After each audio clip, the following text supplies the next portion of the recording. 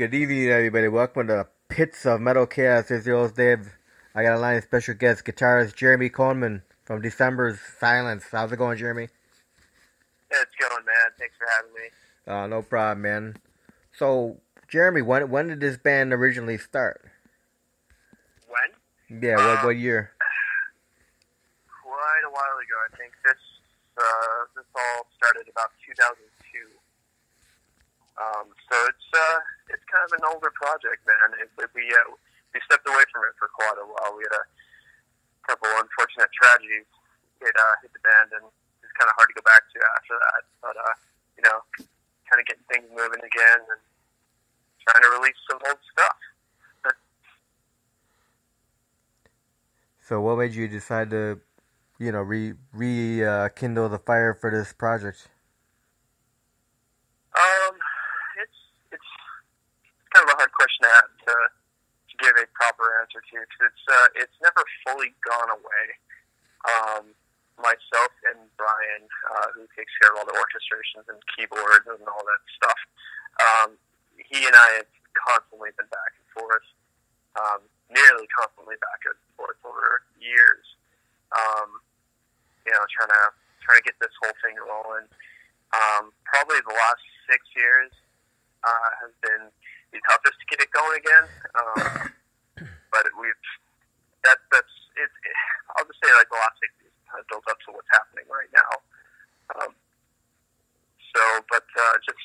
Fairly recently, I just kind of put my foot down and said, "Hey, here it goes. We're gonna do this." Got to get this old material out that we were, in the studio with when our drummer Brian Dyke passed away.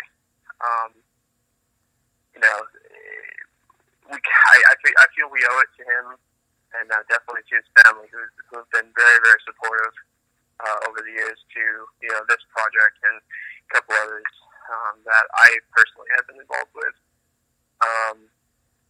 It's got to get it out, owe it to everyone, and especially BD, we call him, Yeah, now that White Empress is on hiatus for a little bit, you got time to do this, right? Yeah. White Empress is, Paul and I still talk from time to time about some stuff. I think everyone's trying to get their stuff in order. That's another unfortunate story with our dear friend and brother Adam Sagan passing away a couple years ago.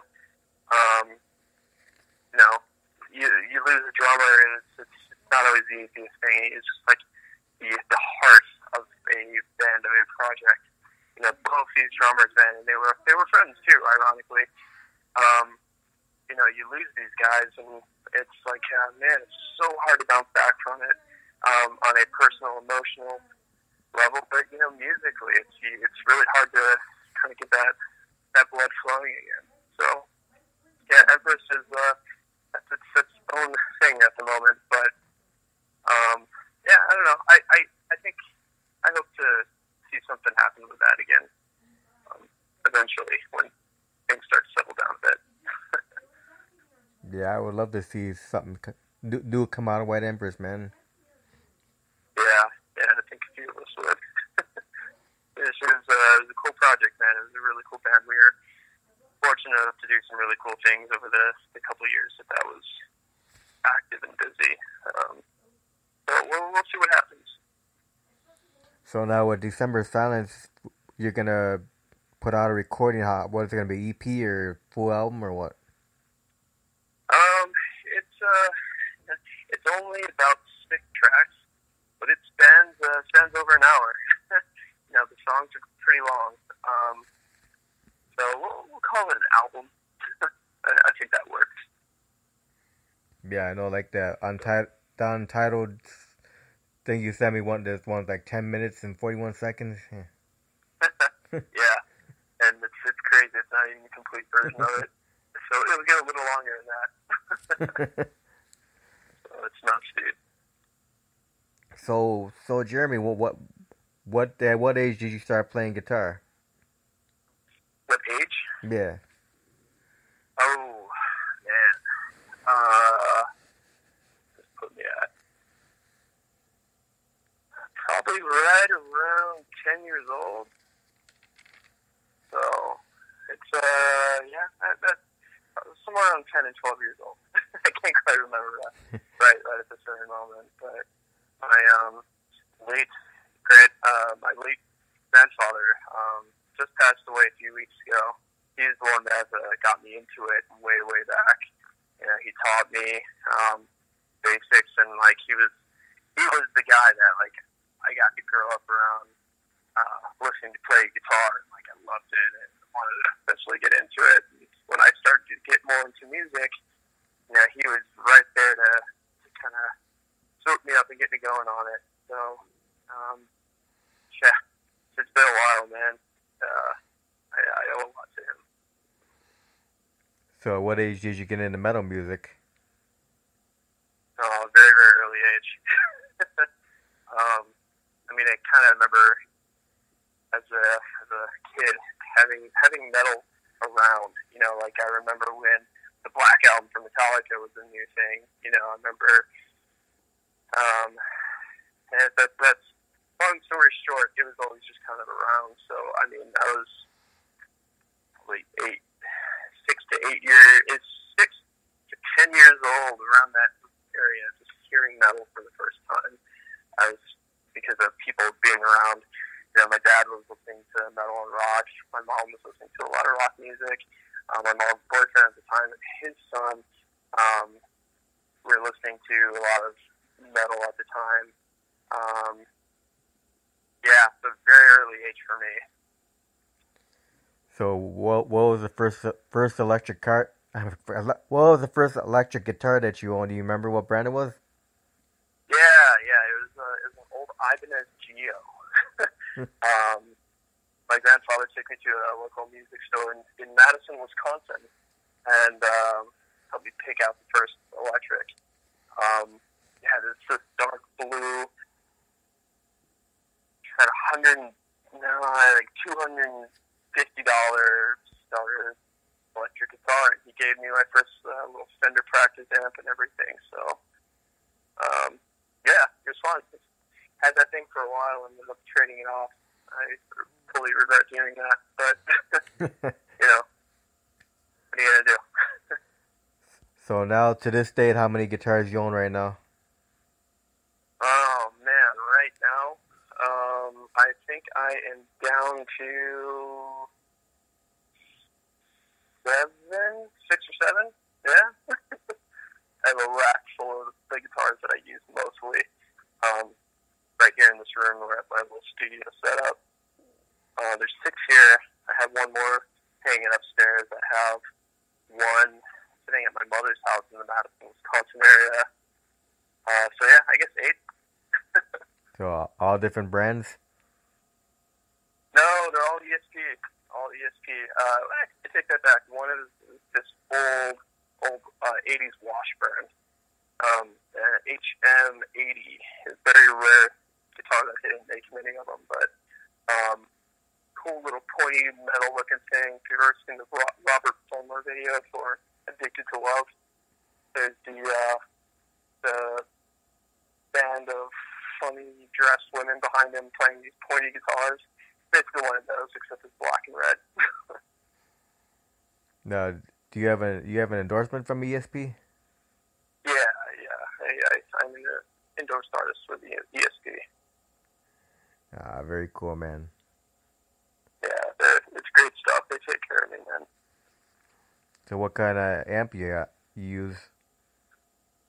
These days, I'm just using a Line 6 Helix system.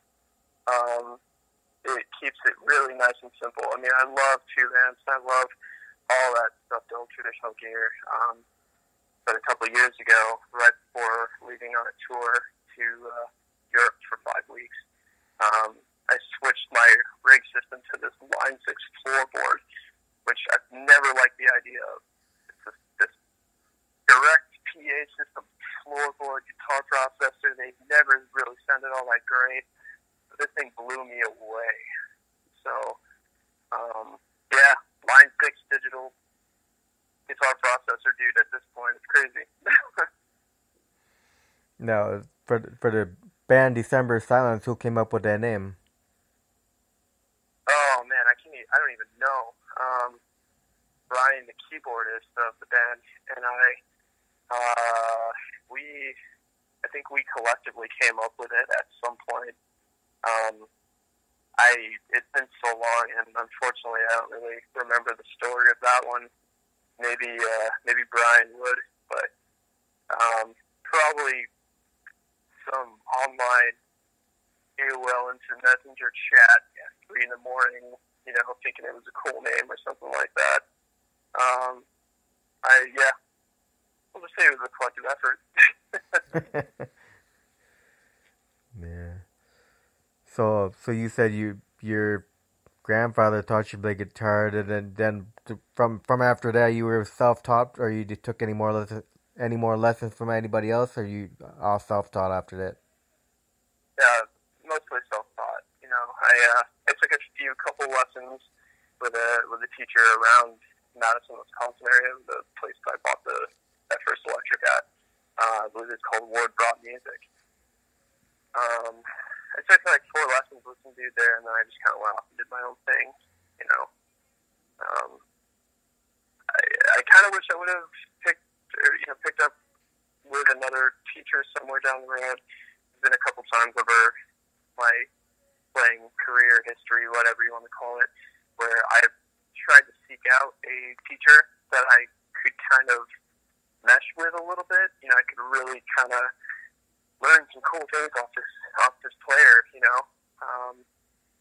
That's a little hard to find. It's not like I'm too good for that. It's just finding someone with a style that I feel like I have a lot to learn from this person. I get really excited when I hear them playing. I want to learn some cool chops, cool techniques, something that I can apply with my playing and my projects. And it's I want to find someone really, really cool. I had a very brief opportunity to kind of partner up with John Lowry, shortly after he parted ways with Marilyn Manson. It unfortunately never panned out, but that is the kind of player that I was looking for. I'm like, I can learn something from him, Yeah. learn everything from the guy. That would have been really cool. So go ahead. So what was the experience like jamming with someone like Paul Allender? So much fun, man. Paul was really cool. It was really cool playing with him and recording with him and just kind of sitting down and figuring parts out with him. He's a player I've always looked up to, even prior to Empress and stuff. I was a big Cradle fan back in the day, and to be completely honest, he was a big influence on my playing. In the early December Silence days, he was a huge influence on how this band kind of shaped up a little bit. I think shortly before that, it was the Midian album from Cradle that came out. And that was like Paul's big comeback to Cradle and everything. I thought it was really, really cool. The riffs were cool. They're fun. They're groovy. Paul has this really cool feel and groove to his playing that I've always really appreciated. So the opportunity came up to play with him. And, I jumped on it, naturally. Yeah. Went up for my audition, worked with him, and it was really, really cool, dude. It felt good. It felt natural. He's a hell of a player, man. It was pretty intimidating at first. But it's great. We had a lot of fun. I look forward to hopefully working with him again on something. I talked to him not too long ago about things like I mentioned before. And, it'd be really rad. A lot of fun. And humbling, too. What a killer player. I'll just leave it at that. Now, is he still in Minnesota? Yeah. He's still in the Twin Cities area doing his thing, so. Yeah. So throughout your musical career, have you been in a lot of bands? Yeah, you could say that. Kind of ranging all over the place, man. You know, I've gotten to do some cool things as a session guitarist, playing with different artists and bands and everything. And definitely really cool few projects of my own and projects I've been asked to be a part of. Yeah, those, I mean, the list is long. You know, all different genres and stuff too, which is always keeps it fun. I listen to everything. So have you played on a lot of different albums from other artists then? I'm sorry, what was that? Have you played on a lot of different albums from other artists? No, not a lot of albums, but a lot of tour shows, showcases, little studio gigs. The unfortunate thing is I did a lot of session work around the Los Angeles area years ago that I never got to see or hear the final product. I have no idea where some of my stuff is. Some of the groups I was working with kind of gave me some hints and stuff of where I may be, some of these artists' albums that I may be on, but they could never really guarantee. They could never really tell me exactly where stuff ended up. Because sometimes it's just like, hey, we need a guitarist that has this sound, this feel, and can lay a part down right here. Go. So I do it, collect that paycheck, and I'm out, and I don't know where that ended up. So there's been some of that stuff over the years, but so kind of answers that question. I mean, the albums that I know I'm on, I have copies of. I'll just say that. So what guitarists are your biggest influences? Big influences. I'm a big James Hetfield fan, just like everyone else and their mother on the face of the earth. You know, James Hetfield's kind of the riff master, and that's the kind of playing that I like the most. I like riffs, big, fat, crushing riffs. You know, there's a lot of really cool mealy stuff out there. You know, like sweeping, all this technical soloing stuff. I think that's really cool, but I like riffs, so I definitely gravitate more towards a player like James Hetfield. You know, Mikhail Akasov from Opeth. He's another huge influence of mine, especially when it comes to this December silence stuff. But even reaches into like my other project, Asharia. Even reaches into stuff like that. Sometimes, you know, just the chord structures, progressions, how things flow. Just the melodic content of Opeth is so inspiring on so many levels. So he was a big one. Still is. Yeah, and then you got, I mentioned Paul was a huge influence at one point of mine as well. You know, you got players like him and such. So, but I don't know. I'm always being able to pull cool influences from different players. Robin Fink from Nine Inch Nails. He's always been a big influence of mine as well. Just the way that guy is able to use noise. His guitar becomes this whole other thing. It's not even just a guitar anymore. It's amazing what that guy can do. John Five, another killer player, like I mentioned before, big influence of mine over like especially the Marilyn Manson and days, and he had that thing with Rob Halford called Two. I don't know if you remember that. Yeah, band. yeah, that industrial was project. Really cool. Yeah, that was such a cool album. I always kind of secretly hoped that they'd do another one. But yeah, I know. Yeah, just a couple handfuls of artists there. So. Yeah, I remember one time I saw Opus. They were amazing back when they toured with Nevermore. That was an incredible tour, man. Oh yeah. I don't know if you like Jeff Loomis or not from Nevermore, but well, now he's an arch enemy of. Yeah. No, Loomis is a killer player, man.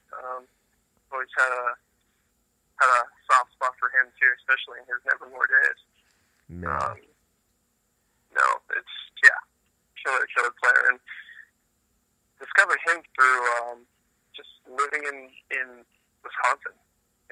he's from, I think it's Appleton, which is a city, town, whatever, kind of northeast of the state.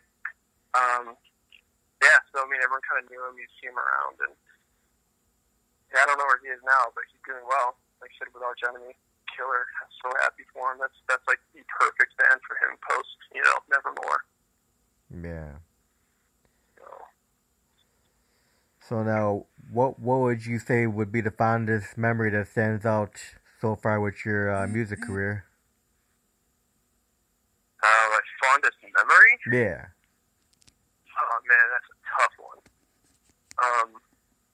I am so grateful we've got to do some really cool things over the years. Oof. I mean, I have some memories from like live shows that, like, oh man, playing in Tokyo with White Empress was incredible. Experiencing that, kind of being pulled off the street, just walking around before the show, like people who want autographs because they recognize me. I'm, getting people calling my name from down the road and stuff like that.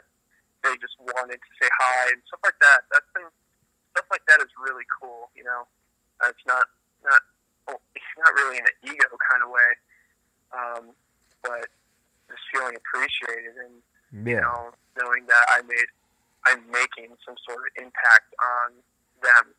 And this is just like it's Empress. It's a metal band. Yeah. You don't really expect that. Yeah. I'm not singing my heart out to these people or anything like that. They just genuinely really appreciate what it is that you do.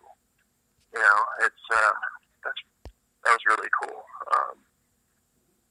That stuff, and then recording alongside Paul in the studio was a lot of fun. That was definitely a highlight for me.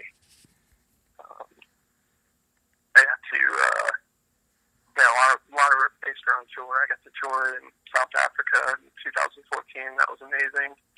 A couple times, toured in Europe in 2016. I got to go to Holland where I got to meet some family of mine that I've never met actually in person. That was really cool. It's all tied in with music stuff, but I don't know, man. There's been a lot. But I think those are the initial ones that stand out for sure. All right, so as long as you've been in the music business, what would you say are the pros and cons of the music business? Oh man, pros and cons, of the music business. Gosh, it's like, where do you begin?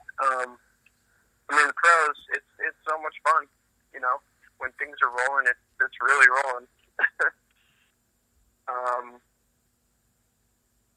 Just the experiences that, like, kind of some of the stuff that I just mentioned a minute ago, some of the touring, you get to visit these cool places. There's that side, and then when it comes to, like, my own writing, my own projects, whether it's Of.Decembers songs or Asharia, the stuff that I get to pour my heart and soul into, and then realize that you're affecting someone else's feeling what you were feeling, or you're able to kind of bring that out, share this thing that you created with someone, and they appreciate it, they feel it just like you do. That's huge. That's a huge pro. Industry-wise, I don't know if that really holds for much, but, I don't know, man. There's not a lot of money these days in the music industry. It doesn't feel like it anyway. I do have friends out there who are doing very well with music on the business side, I'll say. But I don't know. I don't want to just like start shit talking. The industry and stuff. It's just a different place. Like the idea of a record label is such a different thing than it was 10, 15 years ago.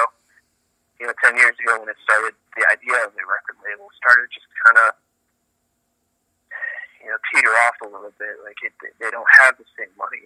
You had things like, streaming services starting to come up, like Pandora. You know, I can't remember what was out 10 years ago, but yeah, Pandora is the one that I remember using. People weren't buying music; they were pirating, they were streaming, they were YouTubing, they were whatever. Yeah, it's just I think what this all kind of comes down to is I think the biggest con to this whole thing is that you just can't easily make a living off this stuff anymore. I know there's going to be plenty of people out there that will disagree with me on that. You know, you can go out there, you can tour all year long, you can make some decent money that way. You can, pair up with clothing companies and make money that way. You can push your brand, because that's really kind of what it is, in so many different ways to make your money that way. But it's really, really hard to live off your art, your music, these days, I feel. So, but I'm probably just doing it wrong. There's 14 billion other people, 1,000 people, whatever, that are going to disagree with me. And I don't know. They can contact me and tell me the magic of how to do this. Because I would love it. So what's your opinion on some of these promoters that make the local bands pay to play? Oh, man. That's a tough one, because sometimes I'll just say, like, my question, like, if the guys reach out to, like, the guys in, say, Australia, as an example, they reach out to me and say, hey, we got after the show, but we have to sell tickets. I always have my first questions, like, how much are the tickets? How many do we have to sell? What are we making anything off of it? Because, like, it really sucks to sell a bunch of tickets and then just have to hand off all that cash that you busted your ass for before you play the show, and then you make nothing. That's tough. So situations like that, it's frustrating. Sometimes there have been times where something comes up, and like we played with our friends at the Birthday Massacre back in October out here in Pomona, and I knew that was going to be a pay to play, and it just kind of made sense because that was a good fit for us. I felt confident that we were going to have some pretty decent sales and all that stuff. We didn't personally make a whole lot of money off that show. We were able to sell some merch, thankfully, sell a few CDs. Thank you to the people who still buy CDs. You guys are awesome.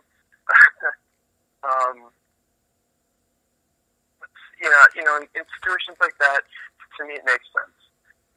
It gets us onto a show where we can push our own. We can the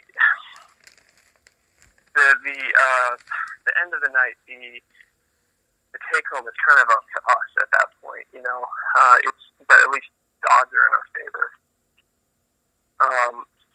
There's these promoters out there that will do these 10-band shows, like starting at 2 in the afternoon and go until 2 in the morning. 10 is it's really more like 14 to 20 different bands during the day with 2 different stages and all that good stuff in whatever bar in some town in wherever.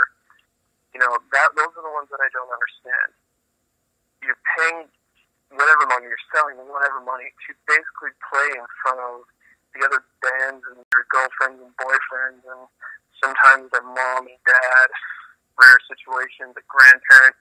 You're paying this promoter money to play in front of these people when it's really not going to do anything for you. Those long shows are just so crushing. Even when you're headlining the night or if you're playing later on, at that point everyone's gone. They're so burnt out from being there for 8 hours already. You're playing in front of no one, and you paid for it. As a band, as an artist, you paid to do that by selling tickets, or if you didn't, you were supposed to sell tickets, but you still have to hand money over before you play. For what? You did nothing. It's bad nights happen. I get that, but it's just I don't know. I don't dig it, but again, sometimes it makes sense if it makes sense for the artist and everything. It's I don't know. I feel like I just went on this like big chasing a rabbit through a field, back and forth everywhere, tangent or spiel about that whole thing. It's tough. It's a tough situation. I understand that promoters have to cover their asses on some of these shows and stuff, but God, it's got to make sense. You know, be smart about it. You know, saying that to promoters and artists and bands too. Just be smart about it. So make it make sense for you and others. Yeah. So what's your opinion on social media? Oh man, you're really bringing that out of me tonight. Yeah, social media is tough. It's I hate it, but it's a necessary thing. You know, I've been able to have some fun with it, and you get some cool interactions with people. You meet some cool people. You know, I don't think you and I would be having this conversation right now if it wasn't for social media. You know, cool things do happen. You know, you do make some cool connections, but there's so much bullshit out there. You know, there's so. You just look at Facebook, all their algorithms and everything like that. It's almost like it's setting you up to fail. You have to follow very specific rules and jump through the right loopholes just to be able to use it properly these days. It's really, really tough. You know, it's been cool at times here and there. You know, like you look back at the MySpace days for those of us who remember that. Yeah, it was really cool at one point. Yeah, there was. I think I joined MySpace when there was like less than 1,000 people out there. You know, that was a small little community. It was really, really cool back then. And then it grew and grew and grew and grew and grew, and it still continued to be cool because you could push your music. You could reach out to people. It worked. It was a really cool online community and kind of the first of its kind, right? So, and then Facebook rolls around, completely replaces MySpace because that just turned into a spam fest. It was bad, and then Facebook kind of started to help that. But now Facebook isn't even following that path. But there's too much stuff out there. There's too much stuff. There's no one is seeing anything that anyone's posting because Facebook wants you to pay $1,000 to boost your post to, for a week or whatever it is, so anyone will see it. You know, that part of it's frustrating. But, there's the other side of it where you can be smart about it and you can kind of target your posts and your things, your posts, your campaign is what I was looking for, into the right direction, and it works for you. Yeah, but at the end of the day, I still don't like it. Yeah, it's a double-edged sword, man. Yeah. It's like when we have shows, I still make flyers. I'm that guy. People yelling at me for wasting paper and stuff, but that is one of the most effective ways still. Just make flyers, hand them out to people. Go to those shows. I love when I see people after a huge show down in Hollywood or Forum or House of Blues or whatever. They're there after the show handing out flyers for something that makes sense. Don't stand outside of a Justin Timberlake show with, Cannibal Corpse flyers or anything like that. You're just, you're not helping anyone. But, I like in-person interaction. I think that's kind of like what I miss. I just want to be able to be out there. I want to be able to be out there to push and push and push. So I'm fighting with social media. I'm trying to still make it work. I'm trying to learn the new ways of doing these things because I just fell behind. I stopped caring. I don't want to deal with it. Well, kind of kicked myself in the ass on that one. But it's, like you said, it's a double-edged sword, man. That's really what it is. Yeah, flyers are cool, man. I still like to collect flyers from shows, man. Yeah. Man, I still buy physical copies of music. I buy cool vinyl. I buy CDs. I love that. Half the reason I do that is the art. It's the experience of something. Someone worked pretty hard usually on that album artwork. Well, I firsthand know how much work goes into making flyers. If a flyer looks cool, I am way more apt to check it out. Like that looks really, really cool. It's interesting. Let's see what this is about. Whether it's a show or just looking up who the artist is or what the art gallery is or whatever the event may be. I think it's really cool. There is no pun intended, there's an art to that art. I just have a lot of appreciation for that, I think. Yeah. So now for the December Silence, for the 6 songs, do you have any idea when these 6 songs will ever come out? Yeah. So right now the goal is July. Early July.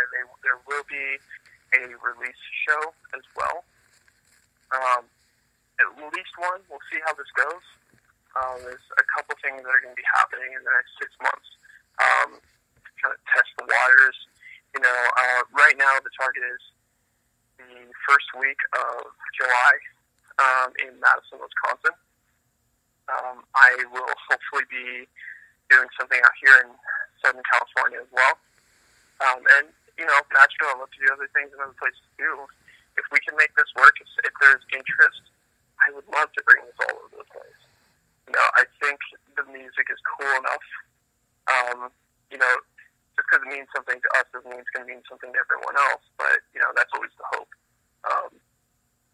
that we can reach out. So, but, release show in early July. Details to be announced.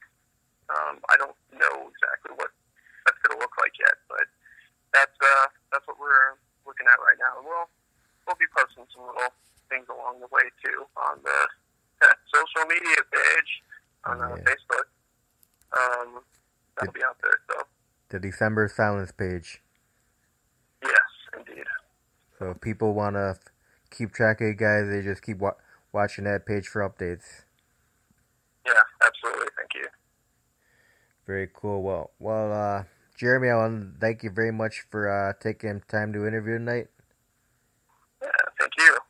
And I'm gonna finish out the show with your Desolate song. What's the song about? Sorry, which one is this? Desolate. Yeah. Okay, so one thing about these tracks, this is demo stuff. Right. So it's not finished yet, but thought it'd be fun to share this stuff anyways. It's kind of starting out. I don't really think there's anything that this song is about, just following it's a very old song that our guitarist, Alexei Browner, he conceived this one, and I kind of fleshed it out and developed on it over the years as well. It sounds really cool. I think it flows naturally. It's got a lot of power. It's got a lot of beauty to it. I think it's a great track. I love it. It's a lot of fun to play. But yeah, it's kind of a beast of a track. So I'm looking forward to being able to share the real one.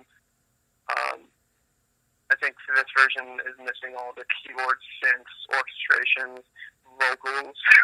Yeah. It doesn't have any of that stuff yet. Well, at least it'll give the people an idea of what what you guys are trying to create anyway.